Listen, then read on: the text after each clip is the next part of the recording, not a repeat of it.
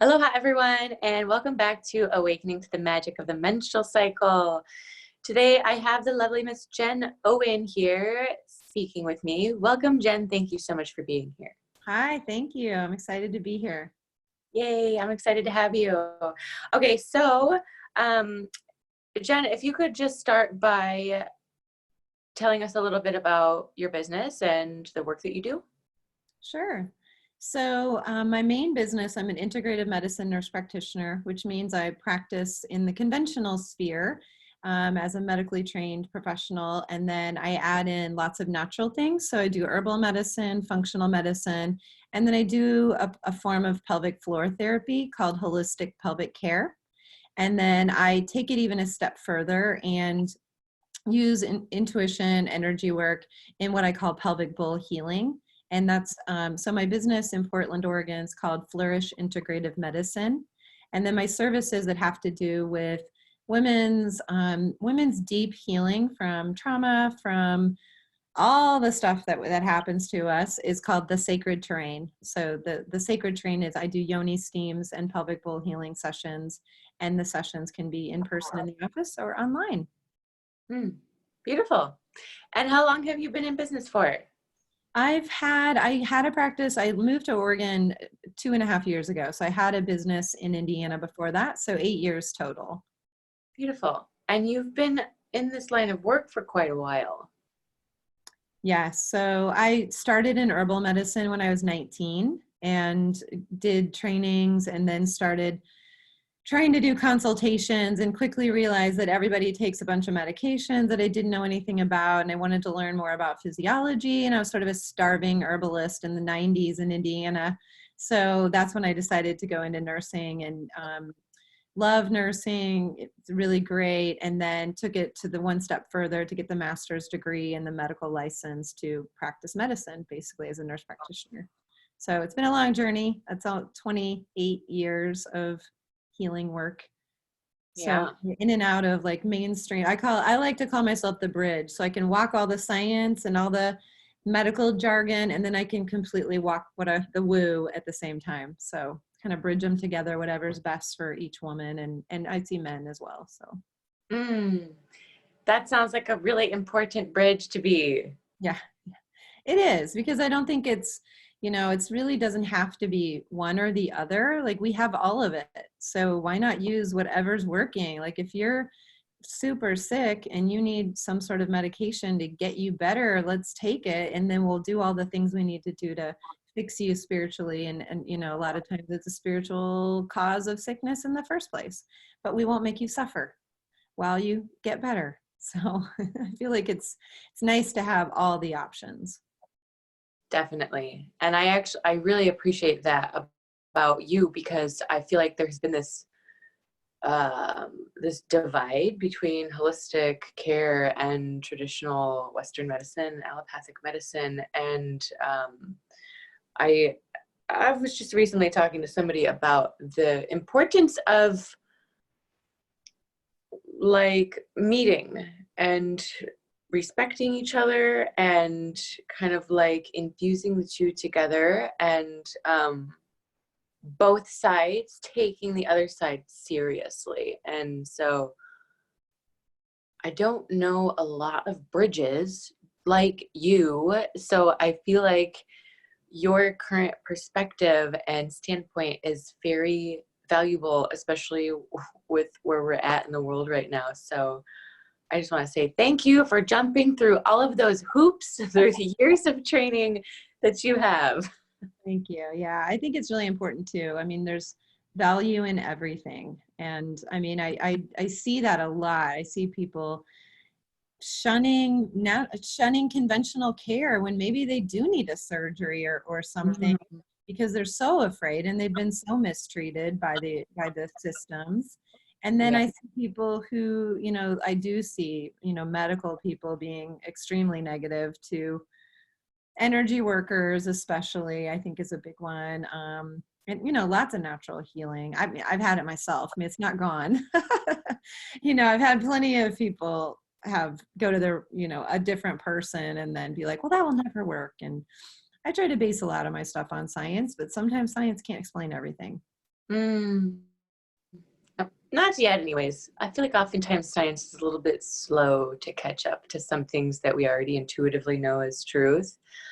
But I think it'll catch up eventually. I just would prefer not to wait for that to catch up to walk in what I know to be true for myself. So, Well, and what's right for you is not so necessarily, oh, sorry. I was just saying what's right for you is not necessarily right for the next person. So I think it's the problem we have is cookie cutter approaches and algorithms. And even in natural medicine, we're getting to the point where people are going to school and they're learning these algorithms, and we're forgetting about treating the person in front of you. Like, what is the best for you, person in front of me, rather than, oh, you have headache. Headache can be these 5 things.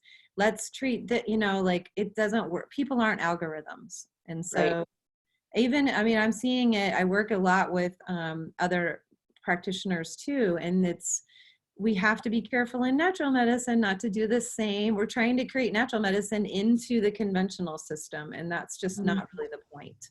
Yeah, that is a good point that you bring up. And I definitely feel like that is what will truly make the difference, is when there's more practitioners as a whole looking at the individuals and not just picking apart certain symptoms and going by textbook. Because to me personally, like, true healing, there's so much about that that's intuitive, that like you need a certain level of intuition in the person that you're seeing to help you heal. And you also need to have intuition yourself and be able to work with the practitioner and your body to help along the process, like you can't, I think it's a misconception sometimes when people go to see someone for help. And perhaps it's because the way that society has raised us to just like give all of our power to that person and expect them to be able to fix us, when true healing requires be in our own health and well-being. And I think that's part of what good holistic practitioners do, is they help to empower the people that they're working with. Yeah, I call that your knowing. Trust your knowing. And you Definitely. got to trust the person. I agree. I think that's a big reason why people are drawn to people like me, is that I'm going to listen and I'm going to hear you, and I might have a different opinion about it. And I think that's why people come, is because I might bring a different perspective, but I'm not going to just ignore the person's knowing, and encourage them to know more about themselves. So I appreciate that. Definitely. I personally feel like discernment all across the board is like getting, I mean, it's always been important, but it's getting even more and more important. I have said this many times about how like we're in the age of information, and there's so much coming at us all of the time, and it can be very overwhelming. And honestly, I feel like it kind of like can short circuit you at some points if you don't know, for one, to have boundaries, and for two, to be able to sift through the massive amounts of information and feel into what is appropriate for you. Definitely. It's very hard right now to do. Yeah. Sure. Well, we have the perfect grounds for practicing. Yeah. Well, a lot of what I do in my pelvic bowl, kind of a good lead in is, the pelvic bowl healing work. It helps people get grounded. In their bodies. So a lot of activation occurs in your knowing when you connect to this, pelvic region of your body, which is, our society has taught us to completely cut ourselves off from. Yeah. And it's, a part that's for others and not for us. So, it really, the grounding piece is maybe one of the most important parts, for sure. Yeah, I definitely agree with that. And I have just been seeing such a rise in the collective and the community of this type of knowledge. And I think that women are really starting to become more thirsty for this type of stuff. And that whole pelvic bowl work, it's especially like depending on what your past experience is and trauma and whatever you have endured, that sounds like it's I don't want to say like quite the workload, but it definitely sounds like a journey once you really start It can working. be, the cool thing is, it can be the journey and long and hard, or it can be super easy. And usually I find it to be the latter. It's really, I mean, women already have the power and the knowledge inside of them. So it's really just tapping into it. And if you're ready to do that and you come with the readiness, then it's not that hard. And maybe Mm, I should explain what I'm talking about to the viewers, because they might yeah, be like, what is she even talking about? definitely. So holistic pelvic care is the foundation, and it was created by a woman named Tammy Lynn Kent, who a Mm, lot of people know. She wrote a book called Wild Feminine, and if you want to learn more about your body and the feminine and what that even means, because I always, even before I read that book, I thought feminine was like feminine hygiene products. Like I really wasn't in tune with like what the feminine is, and it really opens your eyes. So Tammy is a physical therapist, and she learned how to do holistic pelvic care from the physical therapy standpoint. So pelvic floor therapy is actually intravaginal massage. So working inside the vagina on those giant muscles that are inside your pelvis that don't get, we go get massages on our shoulders, but we don't really work these giant muscles. So it can lead to physical, like musculoskeletal things like hip pain or back pain. And then we think of the pelvic floor with incontinence, which is obviously it's not normal to pee when you sneeze, everybody. That can be fixed. Like you can nurture that muscle and bring it back to life.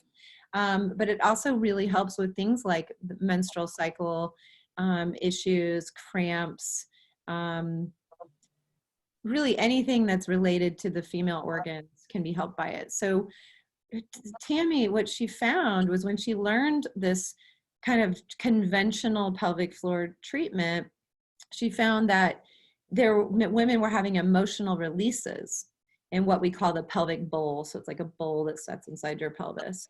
mm, And she went to her colleagues and said, "So what's up with that?" And they said, "We just ignore that," which is like so what we're talking about, like the conventional kind of mindset. And so she started observing like where she was working in a woman's vagina and what kind of emotional releases she was having. And after working with thousands of women, she found that the left side is the feminine side and the right side is the masculine side.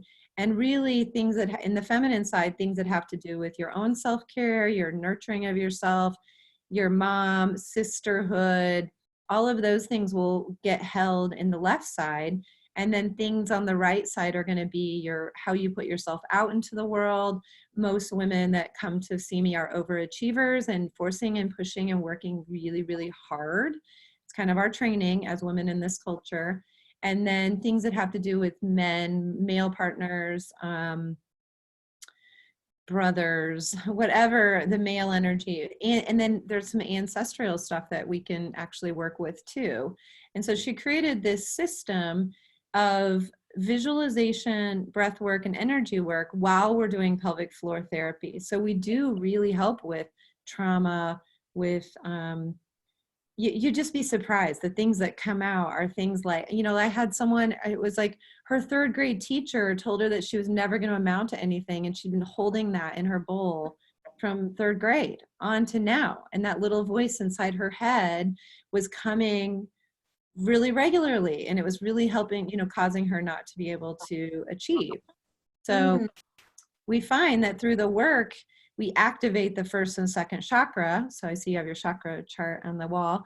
And if, The root chakra and the sacral chakra are where we hold our safety, our security, and then our abundance, our sexual energy, and our creativity is all coming from this region. So what happens is this activation. Not only do we help the physical symptoms and make the menses smoother and more regular, and also more aligned with the woman's regular, like she can become more in tune with her regular rhythms, but we're also like clearing out so much. And I really do find it's surprisingly, I usually have people come for 2 visits, or I do these online too. So it's obviously not the same as the physical touch, which if you can find someone who does holistic pelvic care near you, I highly recommend it for every woman as part of our healthcare.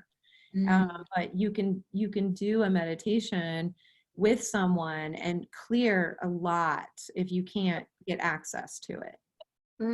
That's kind of the gist of it. Because I know people are kind of wondering more about what's this pelvic floor work about. So if you go see a physical therapist for pelvic floor therapy, you're going to get some benefits, absolutely, for sure. The difference with holistic pelvic care is that we're doing the breath work and the visualization and really working with the energies in the bowl at the same time. That was a little long-winded. No, that's great. It's like one of the main pieces that I really want to talk to you about, because I haven't talked in depth about pelvic bowl therapy, and it's something that I'm personally really just starting to like open the door of in my own life, and I've heard a lot of really amazing things about it, and I definitely want other women to know that it is there for them, because like what you were just talking about, how somebody had been holding something in their bowl since they were a child. Those are the types of things that we don't know we're holding that could potentially be having a pretty big effect on our lives. And I think those are some of the miracles that can come about when you really start diving more intimately into your healing journey, is uncovering things that you don't even know existed, that are in some way or another gonna like unlock other parts of you and open up your life in a way. It's like, yeah, it's almost like secrets, you know? And yeah. It's just like really, it's very fascinating to me and like mysterious in the way that the whole mind body system works, and how there's so many different entanglements and like things that are interrelated that your logical mind wouldn't think has anything to do with something else that you're experiencing in your life. But when you do something like this pelvic bowl work, like you were talking about, and you discover some sort of secret that you had no idea you were carrying, to be able to release something that you didn't even know was there, and to feel this like surprising effect that it has on your life, like those are the pieces that I personally feel are invaluable when it comes to holistic healing. And I'm really eager to dive into some of that myself, because I have no idea what kinds of secrets I'm holding. Well, and I think, it gets a little intimidating when people are like, well, what's she going to find?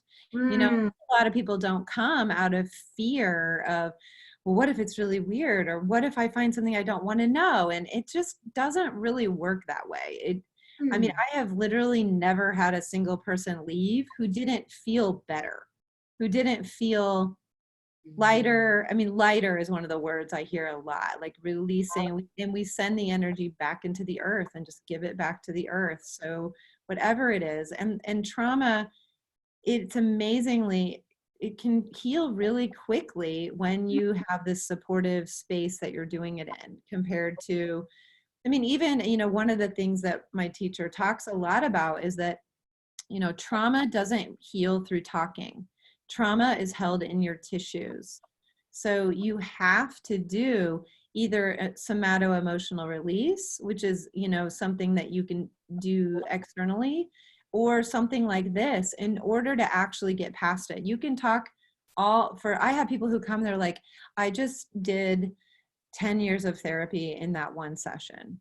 I mean, that's Whoa. how, like it, and I didn't make it up, so I can talk about it. It's like, it's really great. And sometimes the other thing I want to say though, is that we're not always looking for the big cathartic change. What we're doing is bringing you to yourself again. And so sometimes it's really a subtle, but women come and they kind of have this expectation of, oh, I'm gonna have this huge release, and then they don't have it, and there's like a little bit of disappointment, until I encourage them, like, this is exactly what you needed today. Mm.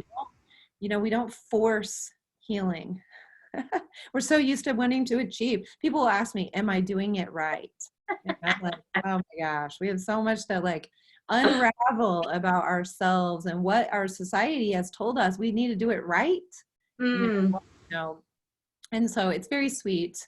It's very, I mean, it's not, it doesn't have, usually it's not cathartic. I mean, once in a while there is, but usually it's these subtle shifts that really bring about the healing. And we find, like you said, and sometimes, like a lot of times old partners are hanging around in there, and that's not good. If you're trying to find a new partner and the energy of the old partner is hanging around, like, you're just going to keep getting the same partner. So I've had people be like, clear an old partner, find a new partner.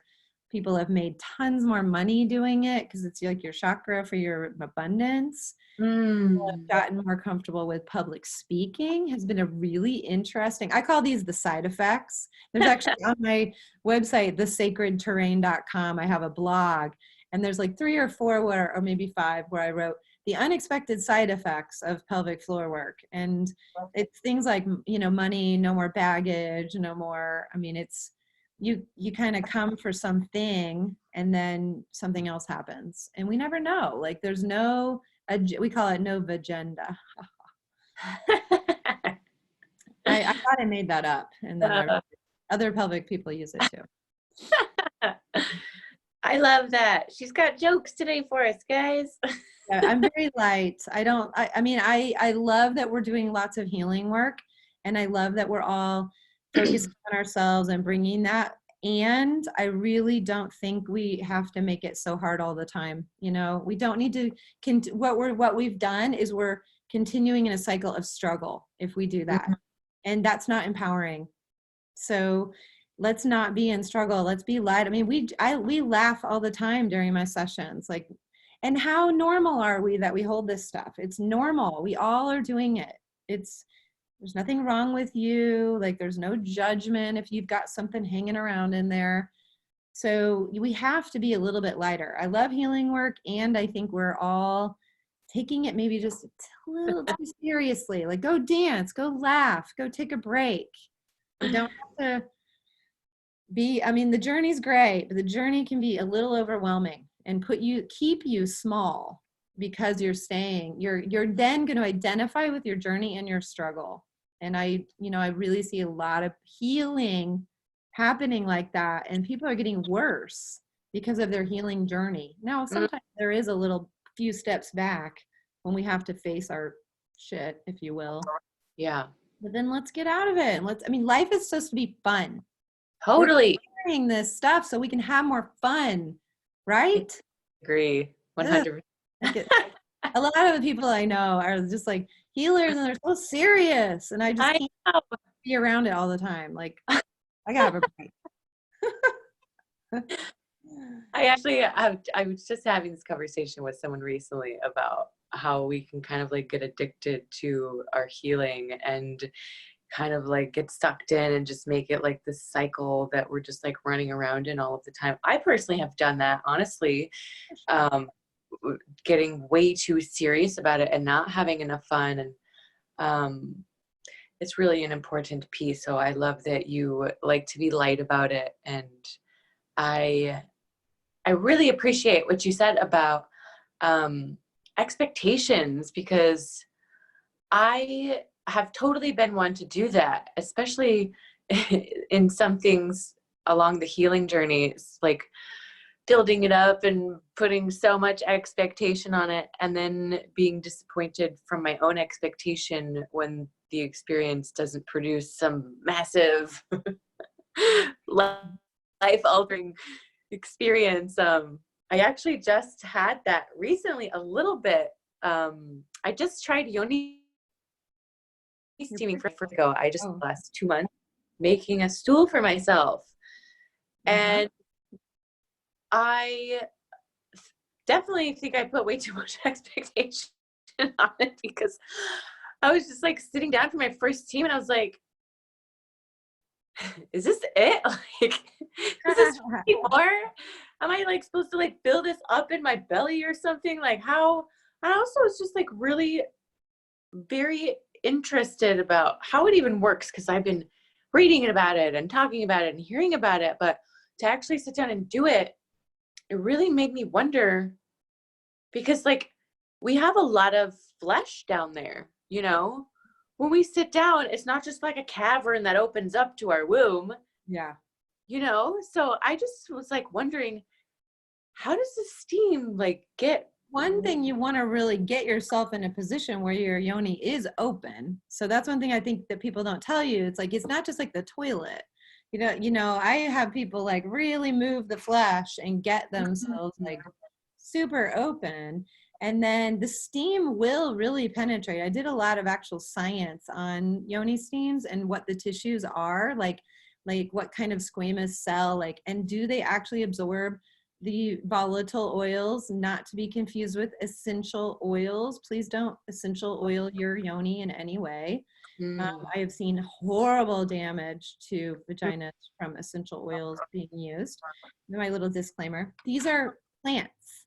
So like things like roses, chamomile, lavender, those are the kind of safer steam herbs. They all have activity, so you do have to be careful. But if you can get yourself as open as you can be, the oils really will, the steam will really bring it up into there. And you might not feel like you said, you might not feel this like, oh, my life is forever changed. It's like, it's just part of it. And I think the thing that's interesting about what you're saying, it's the trust piece. We are very not trusting, and legitimately so, because so many people have abused their power, abused our trust. And so we forget, though, that the universe is something we can trust all the time. We don't have to like, is this something I can trust? Is this not? I always feel like people that come in for a session or book a session online with me, or come in for a steam or whatever it is, they're supposed to be here. And maybe it's not at all what they think. Sometimes I've recommended a book to people. They went and read the book, and that was what did the thing. So as a healer, I also have to trust. She's getting whatever she's supposed to get. I set that intention before even this call, setting an intention that whatever your listeners need to hear from me, that it will be said, and that I don't have to like when people don't know, but when we started, we didn't sit down and say, oh, we're going to talk about this and this. Like, we didn't do it in a masculine way. We did it in a feminine way, which is just trusting the flow. Yeah. And that's healing work in general. You get led, like I've just been led to someone and I'm going to check it out. And sometimes maybe it's not what I think it's going to be. It's just going to be another thing. And that it's okay. So your steam, and don't give up on your steam, because the body doesn't just like, oh, okay, we're done with that forever. It's like pelvic bowl work. People come, they do their 2 sessions, then I don't see them for like 2 years. And I'm like, come back. And I usually, I'm not someone who, I really try to be very true to like what people really need. But I think if you're just starting out in this work, at least quarterly is a really good idea. And your menstrual cycle, I would pick either ovulation or right before your men's season. Do it at least once a month at that time for like 6 months, so you can actually see, especially if you're working on something like your menstrual cycle, like you're not gonna just, oh, everything's perfect by one thing. I wish that was true, but it's like baby steps. Definitely. Well, and I think that's part of the cultural programming from the like instant gratification that we have programmed into us that really just does us a disservice when it comes to healing work, because true healing work is a journey and it's not an overnight thing. And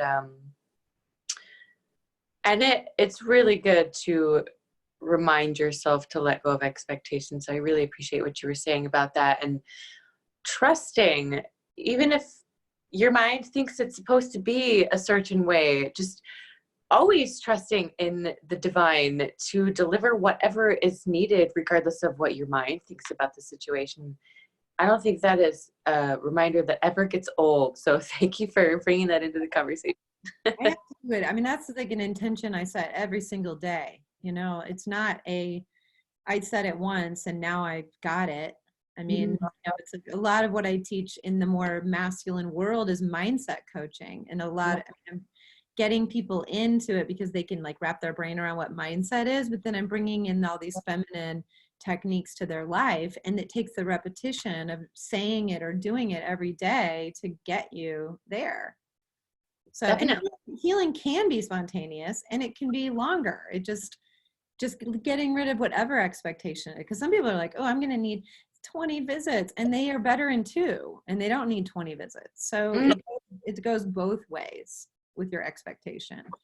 Yeah, that's a really good point to make. Just I always I try to like be in a space of always like remembering that it's teamwork with me and the divine. I'm sort of directing and giving my opinion on what I think looks good from my current perspective, and remembering to consult the higher power and what that perspective has, and ultimately remembering that that is a way broader perspective than what I have in my human form right now, and trusting that it can see further and wider than I can, and just remembering to trust in every moment. So I'm glad you brought that up.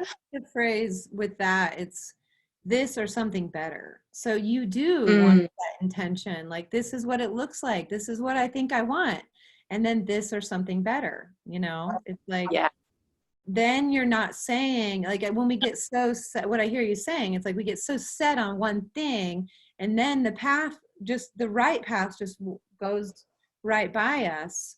So I think it's, the universe does need some, you know, direction to what our heart is telling us at that time, but be willing to pivot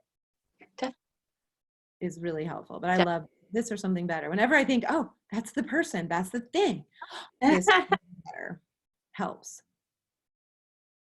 Yeah, I kind of want to write that down and hang it up on my wall. It's worth it for sure. And writing things down like that. I always have things in my bathroom medicine cabinet, you know, like whatever I'm working on at that time is, you know, I've always put one of my favorites for that, for women especially, is just I am enough. Is just in reminding yourself. And I usually have people put that on the mirror because the whole family needs to hear that. And then, you know, it's such a beautiful, it will change your life if you put I am enough on your mirror for 2 months. Remind yourself every day, because I think we all want to, you know, we all have these huge dreams. We want to be so much, and it's so much pressure. And I know so firsthand, I'm a Capricorn, raised by perfection people who expected perfection, and I'm a nurse. We're not perfect, somebody dies. I mean, it seriously needs to be perfect. So it's a training that I have to be like, not everything has to be perfect. Yeah, it does. Let me get the IV, you know, right. That sounds good, but I don't even do that anymore. So, you know. Yeah, I can imagine that has been a process for you to unlearn some of that. And that's some of the biggest stuff that we're facing right now, just collectively, is so programming to do and so many layers to it. It's just, I'm just really grateful that we have other human beings to help us of things when we forget them, and reflect things back to us. And so that we're not doing it all by ourselves. Sure. I just wanted to rewind really. Sorry, what'd you say? I was just going to say, we used to live in tribes. We had people to do that for us. So we Definitely. need it now for ourselves. Yeah. Okay, so I just wanted to rewind really quickly back to the yoni steaming. So you would recommend potentially having like a lower stool so that you can maybe like get into a squatting position more? It really doesn't. I mean, I use a grandma potty chair in my office, like Okay. those grandma chairs, that you put in someone's like that. Yeah. And it's more important that you just get open. I mean, the bowl is still probably only like this far. Usually when people do it at home, I have them put their bowl in the toilet. Okay. You don't have a stool, just, get a dedicated bowl, that like a stainless steel bowl that's going to go in your toilet. And, so it's right there, but it's more about the positioning, especially, I mean, some women, it's varies so much. I mean, some women have like no flesh at all. So you almost have to worry about too much heat. And then, they may have to rise up a little bit and not, be careful not to get, I've never had anyone get burned who was being careful. It's also postmenopausal women who aren't sexually active can sometimes be really tender. So you have to watch that. But it's more just about like, in yoga when they're like, move that fat, the fleshy, not the fat, that is not what I meant. That I got something going on with my butt right now that I said that, but that fleshy part, and like get yourself in a position where your yoni is as open as it can be. Yes. It'll find its way. It will, but you don't want to like, it's not like a bowel movement where things are just going to come out. Like we have to like, and being in a position, like some vaginas are, like a woman's lying down, let's say, for example, some it's very straight in. Most are they don't go in any, it's why sexual position can be so challenging. And during different times of the month, your cervix is going to be lower or higher. So, it just kind of depends on where you are and where you can sit for 20 minutes. That's why I like the grandma chair with a pillow, because then the woman can kind of get everything open and then relax. The stools are great. I just don't think I want to sit on a stool for, one of the other things that people can do is an old chair where the caning is broken, like an old chair where there's like a caning, like it kind of feels like straw. And like a lot of times you have to get your chairs recaned, those old kind of antique chairs. That sit on. Yeah. And so the cane, like you just don't get one where the caning is broken, take out all the caning, and then you have a perfectly round hole to sit on. And it's a chair so you can sit back. Yeah. It just depends. I mean, some people are so into the stools. Like I just like, where can you be the most comfortable, where you can chill and connect with yourself? Yeah, I totally agree. It's a really new world for me. So I'm just getting started with it, but it's good to remember that it's like a journey. Like we've been saying, I follow this woman who has been doing pelvic bowl therapy intravaginal for many years. And she has obviously been, working on that part on herself for a long time. And she shared not too long ago about how her recent menstrual cycle, a lot of like sandy black blood came out of her womb, and it was first triggering for her because she's been doing work on it for so long to think that something was like messed up.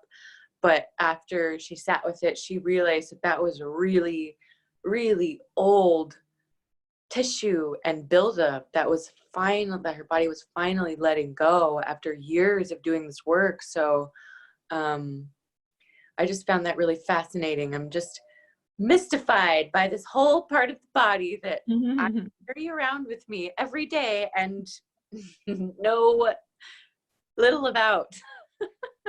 Well, I mean, there's no training. I mean, our moms are like, here's a box of tampons. That's our menstrual cycle training. And then here's how sex works. And then, all of us are trained to have sex from porn. That is supposed to be what feels good. And, men get a really bad rap because they're not listening to our bodies and blah, blah, blah. And it's like, well, who the hell's training them either? Totally. Like they're being trained by porn to do what they think you want them to do because the women on there are reacting. They're not realizing that's actually hurts and they're in pain and they're pretending. Like, so, it's not just women. Like I work with a lot of men, and most men want to be great lovers. Like it's really important to them. They just don't know how. There's a really great book called The Women's Anatomy of Arousal by Sherry Winston. Women's Anatomy of Arousal by Sherry Winston. And it is awesome for training you and your partner about women's bodies and how they actually work and how we get aroused and what will work. And it's not always just like, oral sex on the clitoris. No one's really complaining, but it's like that just immediately is not going to get us where we need to be. Totally. Well, the more I read and learn about, especially that aspect of working with the sexual energy, the more I understand that it's like really an infinite field of pleasure potential for a female that can be very deep. And I think that's one of the parts that leaves women so unsatisfied is they have so much depth and potential for pleasure that most sexual encounters don't even really scratch the surface on. And I would love to see more of that shift in our paradigm so that we as a society and culture can know more about that aspect, because sex is a really big part of being a human, and it's just not talked about enough and not educated enough on. And I think that causes a lot of suffering in our society, just not being fully expressed sexually and not receiving in that way, not really connecting as deeply as we intuitively know we're capable of. So thank you so much for that book recommendation. Yeah, it's really, and if you can get your guy to read it with you, the beginning is kind of like a history of women, but if you go to the second half, it's kind of there's even cheat sheets for guys. So it's hard because we've also trained men that their ability to have sex is like the most important thing that they have. And so the ego can get really in the way of women asking for what they want. So if you just say that, your nurse practitioner recommended a book or some way to like broach the subject without, be careful. I mean it, be careful with the ego because they don't do it on purpose. They're not just jerks. I mean, there are jerks. If you got one of those, that's a whole different thing. But most of them, you just have to be real sweet and take it easy and just be like, this is fascinating. I didn't know all these things. And, find a way in. It'll really be awesome though if you do. Because even your arm, like you have a plate, most of us have a place like right on our arm that's more erogenous than the clitoris.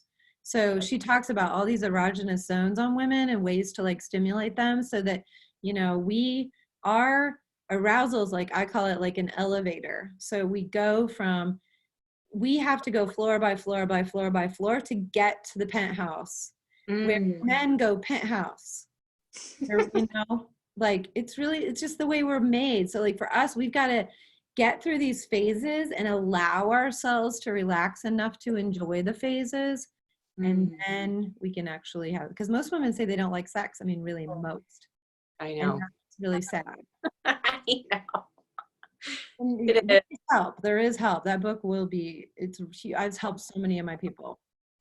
Yeah, sounds like a great book. I'm gonna have to add that to my list to get. Thank you for that recommendation. Yeah, that's a huge piece that really needs a lot of work in our society. And even when you start collecting the information and the tools, it's a totally different ballgame to actually work with someone physically, like working through the movements. I just have been so amazed at how much, like how complex it is and how much we really don't know about something that's like, you would think would be so basic to us, like that's something that I personally feel like all human beings need legitimate formal training on.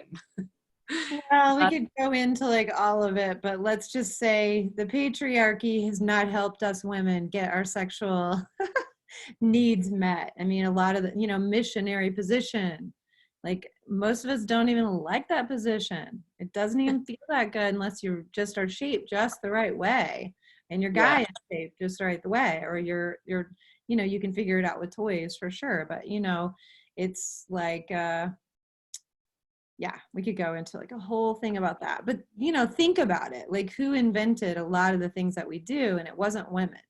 Yeah, definitely. I completely agree. I'm just grateful that this is getting talked about more, because I know that's some of the first steps to really shifting that in the collective. So I'm glad that we touched on that in this. And I think I'm going to have to do a whole another series that's just on sexual energy. And Yeah. because Well, but that's, bringing it back to the menstrual cycle, doesn't it make sense that we have, cramping to me is stagnation. So mm, energy that wants to move so badly and can't move. mm, So the uterus wants to like flow, but there's stagnation, and so it's cramping. But mm, doesn't it make sense that culturally we would have stagnation? We don't get to express ourselves sexually. We don't work on our muscles in our pelvic floor. Our women's bodies are not respected. We get whistled at, touched by men we don't want to be touched by from the time we're born. We have to mm, hug creepy uncles. All the things. It makes sense that we would have menstrual difficulties and cycles that didn't flow, and let alone all the like light issues and circadian rhythm types of things. But just it can be a form of protection for us. So never, for women who have menstrual issues, it's not anything to shame yourself about. If you've gotten here really organically from the culture that we live in. So, it makes sense. I still have cramps and I do this work all the time. My uterus still doesn't quite trust to just let it happen. It's gotten better and better and better and better and better. And some months I don't have them, but some months I do. So, yeah. go all into that. But it like, let's just say it's okay. We're here where we are, and let's just move forward and do something about it, rather than shame ourselves or, go into embarrassment or, think that we did something wrong. Like, let's just go forward, Mm, because I see so many women having so much shame about their bodies, and totally. it's not, we don't need that. Mm, Let that go. yeah. I'm glad that you said that. Thank you. I think a lot of women need to hear that. And yeah, just having your boundaries violated for your entire life, amongst all the amount of unwanted sexual activity, it totally does make sense that there would be a tremendous amount of work or else just love that's needed in that area of the body. So I'm so grateful that women like you exist that are, Yay. We're growing in numbers. We're growing like crazy. yes, we If are. you are a healthcare provider and you have to have a license in your state that allows you to do internal vaginal work. But Tammy Kent, hopefully we'll be able to get together in person around the country, but she does do training for providers, and I've had a lot of people come out and do it, and it's a really different, beautiful way. So if people are licensed where they can do internal work, if you can do a pap smear, you can do this work. If you can, in Oregon, massage therapists can do the internal work. So it is available to people, and yeah. Beautiful. I think it might have been you, actually, when we first connected about this summit a couple months ago, that inspired me to get that book. So I just recently started reading Wild Feminine. Well, and just, Wild Feminine too is, I call it like a workbook. So it's a year. I would give yourself a year to work all the way through it and just really take your time. I've seen people try to kind of barrel. It's like overachieving, Yeah. I gotta get it all done. Like, you don't. Just do it a little, like, it's kind of designed to do a little tiny bit at a time. And that will allow you to integrate the knowledge, because we don't have a context for it. We don't have anything that we can say, oh, this is just like that. We don't have any foundation for it. So it takes a while to get all the pieces put together. So it's Mm, a really patient book to read. thank you for adding that. I think I was just picking up on that intuitively because I read a little bit of it and then I didn't again. I hadn't even really gotten to any exercises, but you do have to take your time when there's actual exercises in any book if you really want to get the most out of it. So I'm really excited to get more into it. I would love to ask you, speaking of all of this like intravaginal work and pelvic bowl therapy, you said something a few minutes ago about how it's common for women to kind of like hold on to the energy of old lovers in that area of their body. I'm wondering if you have any advice for women on anything that they could do on their own to help start to clear some of that. Well, definitely the book. And then I also have a free Facebook group called The Sacred Terrain, and it's just for women who are interested in this work. And in that group, I have a series of videos that are the pelvic bowl meditation. So Mm. it's similar to what you do in a session, but you just do it yourself. And so it's just really looking for tools to enable you to understand what we're talking about. Like just going and being like, I'm going to clear my lever. Like it's going to take you, like, if you're led through even one meditation, you can often do it. And then even I think in there I have some other, there's quite a bit. There's like 10 recordings in there of different things that I've done about that. So that's another way to connect. But I think it's more about just saying, even just setting the intention, I'm willing to look at this and then see what comes your way, is what Mm. tools show up, who shows up, and being a part of some, watching summits like this. I mean, it takes a big commitment to sit and watch an hour of people talking. I mean, honestly, like I am not the most patient person in the world. So I'm the not either. fact that women are here, I think, has already started their healing Mm. process. So yeah, between the book and some meditations, I mean, there are other people, I don't know if anyone's doing the meditation quite the way I lead it. I haven't seen anyone yet, but look for free stuff and then book sessions with people if you need more help. Mm.